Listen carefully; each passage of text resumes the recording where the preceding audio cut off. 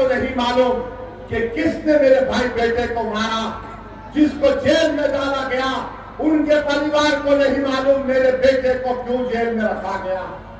उसमें से एक अंसारी था, उसमें से एक अंसारी था जो जेल में ही मर गया। उसको यह खुशखबरी नहीं मिली कि उसको कोर्ट ने बरी कर दिया। सुनो अंसारी भाइयों, ये सच्चाई को बयान कर रहा हूं मैं तुम्हारे सामने। और फिर दारुल सलाम को मेरे पास मिलने एक शख्स आए थे जो 19 साल जेल में थे। उन्होंने लाकर अपनी बेटी को मिलाया और कहा कि ओवैसी भाई, ये मेरी बच्ची अपनी मेरी बीवी के गोद में थी जब मैं जेल को चला गया। आज मैं बाहर निकला तो मेरी बच्ची जवान हो गई। ये इनके कारनामे हैं, ये इनकी हकीकत है। मालेगांव में बम ब्लास्ट हुआ, 2 बम ब्लास्ट हुए। मरने वाले पूछ रहे हैं कि किसने मारा। जेल को चले गए, नाखूने पकड़ पकड़ कर मुंबई के एटीएस उनके नाखून निकालती थी हाथ और पैर से। मेरे भाई याद रखो, अगर तुम्हारे नुमाइंदे नहीं रहेंगे तो आप और हम नाइंसाफी के खिलाफ आवाज नहीं उठा सकेंगे।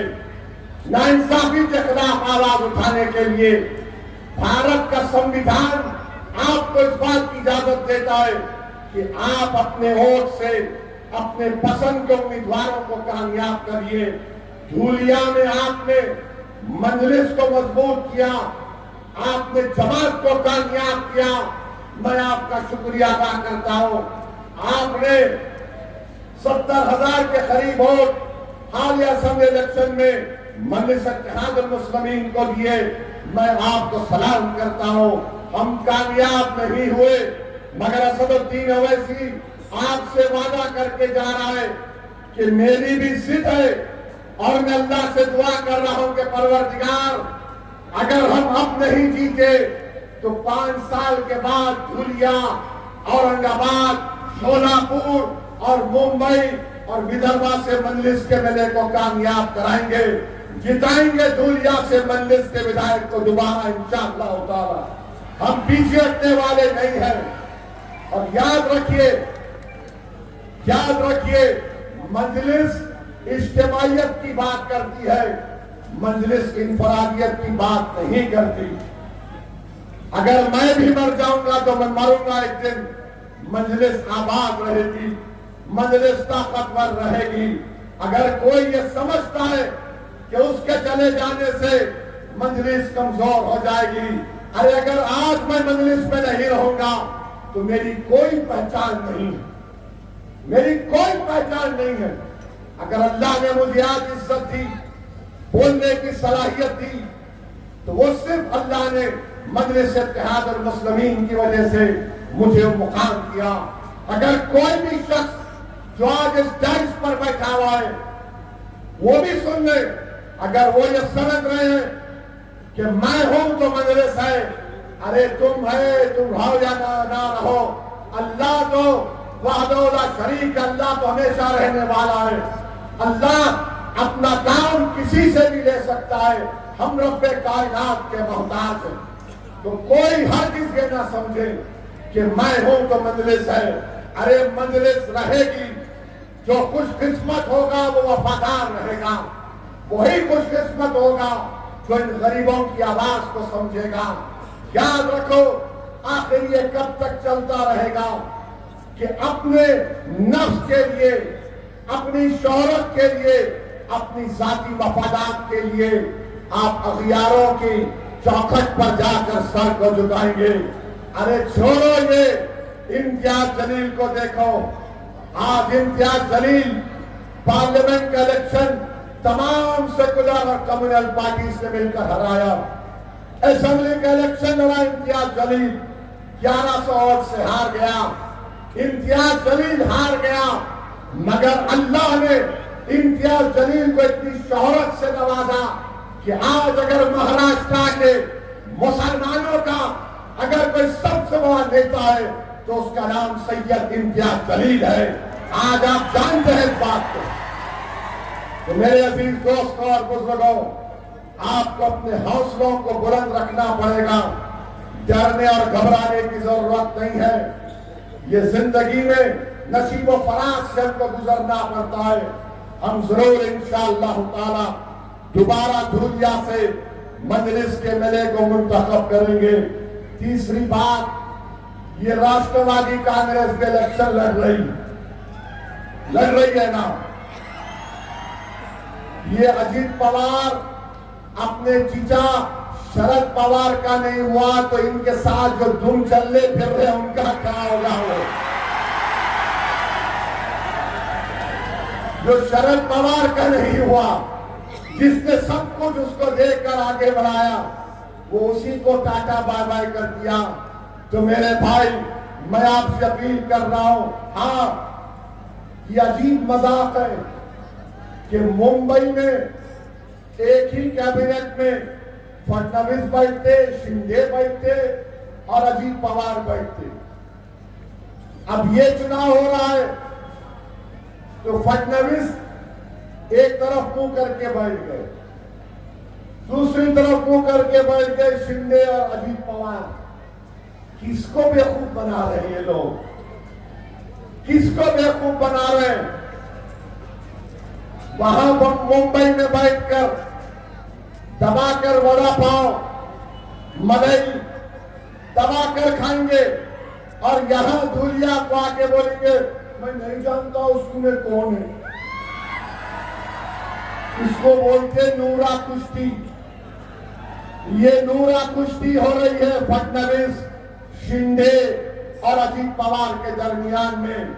और मेरी बात लिख के रख लो आप, 5 साल के बाद जब सब इलेक्शन होंगे, ना शिंदे रहेंगे ना अजीत पवार रहेंगे। कौन रहेगा?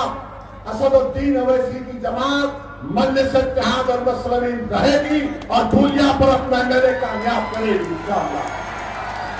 ये सब चले जाएंगे, नहीं रहेंगे ये लोग। एक तमाशा बनाकर मजाक किया जा रहा है जनता से, मगर महाराष्ट्र की जनता, बिहार की जनता की तरह बड़े ही सियासी शऊर रखने वाली जनता है। वो ये सब तमाशा देख रही है कि कैसे ये कबड्डी मैच हो रहा है। इनका पकड़, उनका पकड़, उनको छोड़, इनको पकड़। ठीक है, जनता जब किसी के पैर पकड़ लेती ना तो उसको मट्ठी चका देती, और मट्ठी चकाने का टाइम अनकरीब में जल्दी आने वाला है। चौथी बात, मुझे अभी बताया गया कि हमारे उम्मीदवारों को, मजलिस के बाद जिम्मेदारों को फोन करके डराया जा रहा है। मैं फोन करने वालों से कह रहा हूं कि तुम्हारा सियासी बाप भी अगर आके बोलेगा तो हम उसकी भी नहीं सुनेंगे, उसके मुंह पे थूक कर बटन को बटन दबाएंगे। ये डराने की बातें मत करो। याद रखो, वो जमाना चले गया तुम लुंगी उठा के दिखाएंगे तो हमारे को मालूम क्या करना, समझे ना। वो गया जमाना, बड़े छोटे हम बड़े, अरे कोई बड़ा नहीं, सब एक है। डराएंगे तो तुम याद रखो मैं भी डरा सकता हूं। हम सिर्फ अल्लाह से डरने वाले, किसी माइका लाल से डरने वाले का नाम मन से कहा तो मुस्लिम नहीं है। तो जितनी तुम्हारी इज्जत अभी बाकी है उस इज्जत को बाकी रख लो, वरना जो तुमने नाम कमाया वो पूरा खत्म हो जाएगा। तो आपसे भी अपील कर रहा हूं, ये जमात आपकी है। मजलिस को कामयाब आपको करना है अपनी दुआओं से, अपने वोट से, और पतंग के निशान पर बटन दबाकर। हमने जनाब इरशाद साहब को ये जिम्मेदारी दी है। मैं शुक्रगुजार हूं जनाब इरशाद साहब का कि उन्होंने इस जिम्मेदारी को निभाने के लिए बहुत ही अहम तरीके से और मेहनत से काम कर रहे हैं। तो आप जनाब इरशाद साहब और मजलिस की पूरी टीम का साथ दीजिए। 15 तारीख के दिन मुत्तहदा तौर पर अपने के कोर्ट का इस्तेमाल करके मजलिस इत्तेहाद उल मुस्लिमीन को कामयाब और कामरान करिए, क्योंकि मुझे यहाँ से मालेगांव भी जाना है। मजलिस के मुखालिफिन, हमारे मीडिया के लोग को मैं सलाम करता हूँ। मैं यहां पर तकरीर किया था विधानसभा के चुनाव में, 15 मिनट बोला तो इतना चला है टीवी पे, समझ में नहीं आया मुझे। मैं 15 मिनट बोला तो मीडिया के लोग ऐसा चलाए जैसा कि मैं उनका दोस्त हूं। मगर अब मीडिया वालों और मजलिस के मुखालिफिन से पूछना चाहता हूं, पोलिंग कब है? पोलिंग कब है? पोलिंग कब है? अब मैं बोल के डराया 15 वो, तुम इतना बोले तो कुदरत ने बोला ले अब 15 तारीख की पोलिंग होगी। और एक कोई बीजेपी के मंत्री बोले हैं, बयान दिए कि 15 को पोलिंग नहीं होना, हमको पतंग पिलाना है। तुम पतंग पिलाओ या न पिलाओ, 15 तारीख को धूलिया में सिर्फ पतंग नजर आएगी आसमानों पर इंशाअल्लाह। और अहम बात, नरेंद्र मोदी, अजित पवार, शिंदे, नीतीश कुमार, कुमारस्वामी, चंद्रबाबू नायडू, इन तमाम ने मिलकर एक वक्त तरमीमी कानून बनाया और वो कानून इस संविधान के खिलाफ है। संविधान जिसको बाबा साहेब अम्बेडकर ने बनाया, उस संविधान के फंडामेंटल राइट्स के खिलाफ है। ये कानून जो बनाया गया आर्टिकल 25, 26 और 14 की खिलाफ वर्जी करता है। इस कानून के जरिए मोदी, शिंदे और अजीत पवार मस्जिदों को, दरगाहों को, खानकाहों को, कब्रिस्तान को छीनना चाहते हैं। जो लोग राष्ट्रवादी का खनवा डालकर फिर रहे हैं, अगर तुम्हारा कब्रिस्तान को छीनने की कोशिश करेगा, उसका कानून बन चुका है। और उसकी पहली मिसाल दिल्ली में तुर्कमान गेट की मस्जिद का हम देख रहे हैं। दिल्ली वक्फ बोर्ड है, कुछ नहीं करता, कोर्ट से ऑर्डर आ गया, अपील रिव्यू पिटीशन फाइल नहीं होता। जो 100 साल से तुर्कमान गेट की मस्जिद की जायदाद वक्फ की थी, 1970 का गजीट है। बुलडोजर जाकर सुबह 1:30 बजे वो तमाम की तमाम जायदादों को तोड़ दिए। और बुलडोजर जब उन जायदादों को तोड़ रहा था, मस्जिद की दीवार में तड़क आ गई। अब बोल रहे कि दीवार को भी तोड़ देंगे क्योंकि आपकी जान को खतरा है। मैं पूछना चाहता हूं अजीत पवार से, बताओ आपने इस कानून को बनाने में मोदी का तायीद की, ताउन किया। मेरे अजीज दोस्तों और बुजुर्गों, ये इतना गंदा कानून है। आज हमारे हिंदू धर्म के देवस्थानम मंदिर की कमेटी में सिवाय हिंदू धर्म के कोई मेंबर नहीं बन सकता। वक्फ बोर्ड भी मुस्लिम धर्म का एक बोर्ड है, उसमें मोदी ने, अजीत पवार ने कानून बनाया कि उसमें गैर मुस्लिम भी मेंबर बन सकता है। बताइए क्या ये इंसाफ है? क्या ये इक्वालिटी का वायलेशन नहीं है? कोई भी कलेक्टर लिख कर दे देगा, मस्जिद को खफल डाल दिया जाएगा। आज होटल के ऊपर जायदादें नहीं चल पा रही। 100 साल से पुरानी अगर कोई मस्जिद, दरगाह एएसआई में प्रोटेक्टेड मॉन्यूमेंट है, तो मोदी ने कानून बना दिया कि उसका मालिक वक्फ बोर्ड नहीं होगा, एएसआई आसार कदीमा होगा। बताओ फिर किस बुनियाद पर अजीत पवार आज आकर कह रहे हैं कि मैं देख लूंगा, मैं ये कर लूंगा। मेरे भाई, मैं जानता हूं धूलिया और महाराष्ट्र के अल्पसंख्यक समाज मुसलमानों में आज भी मिली हमीयत है। मैं आपको उसका हवाला देकर आपसे अपील कर रहा हूं। उस काले कानून के बनने के बाद महाराष्ट्र के बहुत बड़ा इलेक्शन होने जा रहा है। आप अपना एक वोट उस काले कानून के इसके खिलाफ इस्तेमाल करिए और पैगाम दीजिए मोदी को, शिंदे को, अजीत पवार को कि तुमने जो कानून बनाया वो हमारी मस्जिदों को छीनने के लिए बनाया। तुमने ईदगाहों को खत्म करने का कानून बनाया, तो एक और अहम वजह आपके पास है कि आप 15 तारीख को मुत्तहदा तौर पर अपना एक वोट पतंग के निशान पर दीजिए। और तुमने देखा अपनी आंखों से, अगर भारत की पार्लियामेंट में किसी ने खड़े होकर मोदी की आंख में आंख डालकर एनडीए के एमपीज के सामने कहा यह कानून बाबा साहिब के संविधान के खिलाफ है और मैं उस कानून को फाड़कर पार्लियामेंट के फर्श पर फेंक दिया, क्या ये अजीत पवार कर सकते थे? तो मेरे अजीज दोस्तों और बुजुर्गों, 15 तारीख को क्या होगा? 15 तारीख को बटन दबेगा पतंग पर, और बीजेपी वाले, ये समझ में नहीं आ रहा, बीजेपी वाले इतना डरते कहीं को ट्रंप से। कल ट्रंप बोले, मैं आपको बोल दूं कल ट्रंप क्या बोले, जो नीचे लाया था। हाँ, ट्रंप बोले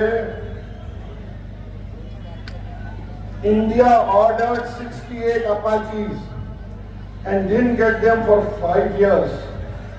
यानी भारत ने हेलीकॉप्टर होता अपाची उसका नाम है, और 5 साल से नहीं मिले। Prime minister Modi came to see me, और क्या बोले मोदी जी?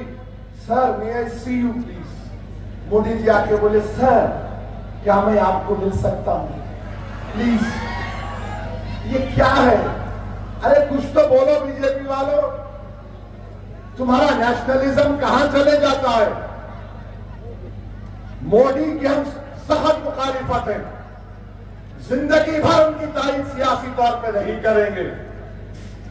समंदर के 2 किनारे एक नहीं हो सकते, मगर मोदी तो भारत का प्रधानमंत्री है ना। अमेरिका का ट्रंप बोल रहा कि मोदी मेरे को आके बोले sir please may I see you. BJP कुछ बोलती नहीं। हाँ भाई, बीजेपी को बोलो, मुगलों पे बोलो ओ दन दन दन दन। पाकिस्तान में बोलो बहुत कूद जाते, बांग्लादेश में बोलो कूद जाते। 2 चीज पे बीजेपी नहीं बोलती है, ट्रंप को नहीं बोलती है, चाइना बोले तो बोलते चीनी ले लो।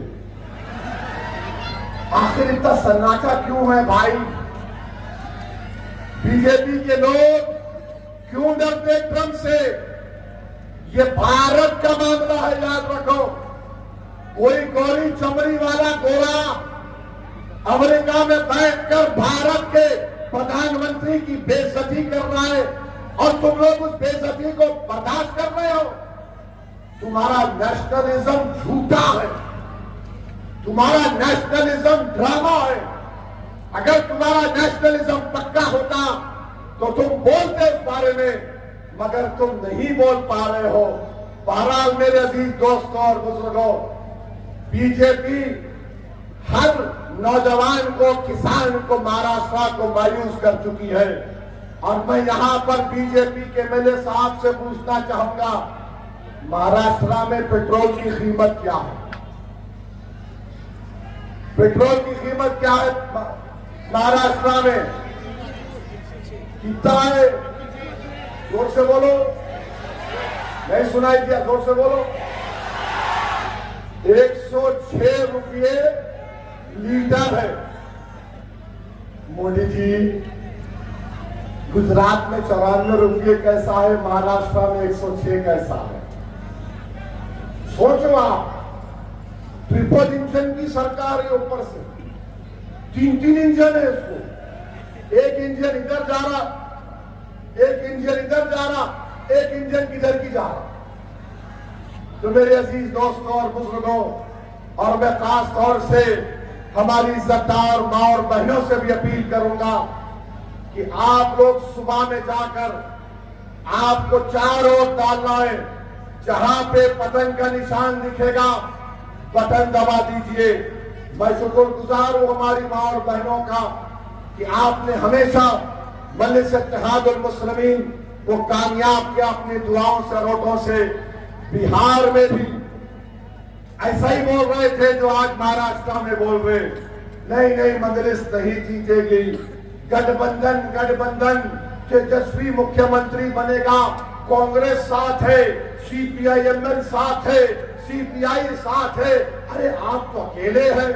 मैंने कहा प्यारे हम अकेले कहाँ हैं? बोले आपके साथ कोई नहीं है, आपके 4 एमएलए को भी हमने ले लिया। मैंने उस वक्त इन तमाम नेताओं से कहा था कि तुमने 4 को मेरे एमएलए को तोड़ा, मैं 4 का बदला 24 से लूंगा इंशाअल्लाह ताला। और दुनिया ने देख लिया कि मजलिस के 5 एमएलए जीत कर आए। 12 मुकामात पर तीसरे नंबर पर मजलिस रही, 2 मुकामात पर दूसरे नंबर पर रही। एक सीट हमारा आदिल हसन 350 वोट से हार गया, 80,000 वोट लेने के बावजूद भी। और आपको जानकर खुशी होगी कि 5 ऐसे असेंबली की सीटें थी जहां पर खवातीन महिलाओं ने वोटर लिस्ट में उन जितने वोट थे उसका 90% 90% अपने वोट को इस्तेमाल किया। वो 5 में से 3 असेंबली की सीट मजलिस ने जीती। तो हमेशा हमारी मां और बहनों ने मजलिस इत्तेहादुल मुस्लिमीन का साथ दिया। मैं आपसे भी अपील कर रहा हूं कि धूलिया के अच्छे मुस्तकबिल के लिए जहां पर आप रहते हैं वहां पर विकास और डेवलपमेंट के काम को कराने के लिए मेरी आप तमाम से अपील है कि मजलिस को वोट देकर कामयाब करिए। और कोई ताज्जुब की बात नहीं होगी कि 15 से ज्यादा हमारे कॉर्पोरेटर्स इंशाअल्लाह की बार कामयाब होंगे। ये बात सहन नसीब कर लीजिए आप। तो मेरे भाई 15 तारीख को पतंग पर बटन दबेगा, आज उठाकर जवाब दीजिए। पतंग पर बटन दबेगा, क्या पैगाम देंगे आप बीजेपी को, अजीत पवार को, कांग्रेस को? पतंग पर बटन दबाकर मजलिस को कामयाब करिए। और मैं देख रहा हूं वो सरों के समंदर को जो दूर तक खड़े रहे, मैं उनसे कहूंगा कि जो दूर खड़े रहे वो अपनी सेल फोन की लाइट को खोले और यहाँ के लोग भी अपनी सेल फोन की लाइट खोलकर दुनिया को बता दे, महाराष्ट्र को बता दे, मजलिस के मुखालिफिन को बता दे कि ये मजलिस इत्तेहादुल मुस्लिमीन की मोहब्बत है, ये मजलिस इत्तेहादुल मुस्लिमीन की कामयाबी होगी। और इनके दिमाग की बत्ती जो खोल हो चुकी है ये आज की लाइट से इनके दिमाग में आएगा। तो लगाओ मेरे साथ नारा, नारे तकबीर, नारे तकबीर, नारे तकबीर। धूलिया की आवाम जिंदाबाद, मजलिस इत्तेहादुल मुस्लिमीन जिंदाबाद, हमारा इत्तेहाद जिंदाबाद। बहुत बहुत शुक्रिया। अस्सलाम वालेकुम।